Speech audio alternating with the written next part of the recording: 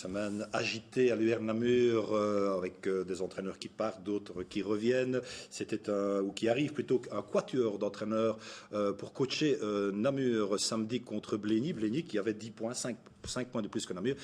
Inutile de le dire, il fallait absolument gagner pour que le trou ne se creuse pas. On va voir ce que cela donne avec vos commentaires, Nathanaël et Alain Van de Poel derrière la caméra.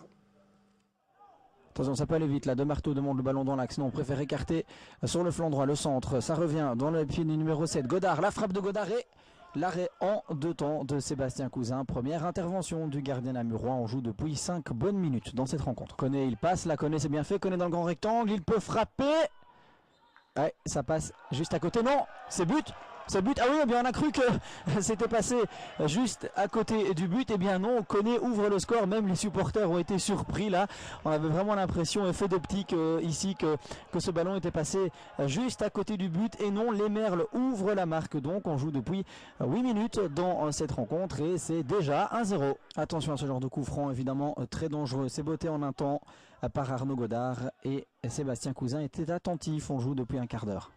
Et Bombele qui récupère, on écarte là-bas vers Connaît, Connaît qui peut faire parler sa vitesse, il a face à lui Dassaro, Connaît face à Dassaro, Connaît il passe, Connaît ce qu'il peut marquer, et l'intervention là du dernier rempart, Jean-Philippe Gérard, on joue depuis 25 minutes dans cette première période. On a dépassé la demi-heure dans cette rencontre et coup franc très intéressant ici à la limite du grand rectangle, et les points de Sébastien Cousin autoritaire là, Godard, et on demande là-bas sur le flanc droit, c'est bien fait ça.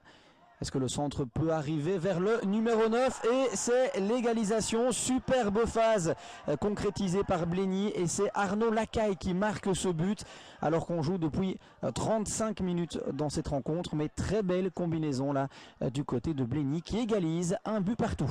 Connaît qui a un peu d'espace devant lui, Connaît il passe, Connaît la frappe, et Connaît le but, Connaît qui inscrit un superbe but là juste au début de la seconde période. On joue depuis à peine 5 minutes en début de cette seconde période, et Connaît qui redonne l'avance à l'UR Namur. Deuxième but de Connaît dans cette rencontre, c'est 2-1.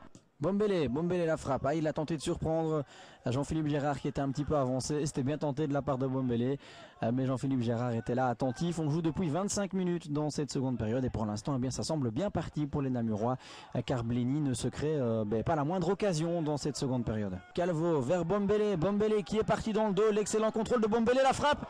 Ah dommage, elle passe loin à côté du cadre, mais c'était bien tenté là de la part de Bombele. Maxime Legrand il passe, c'est bien fait ça de Legrand.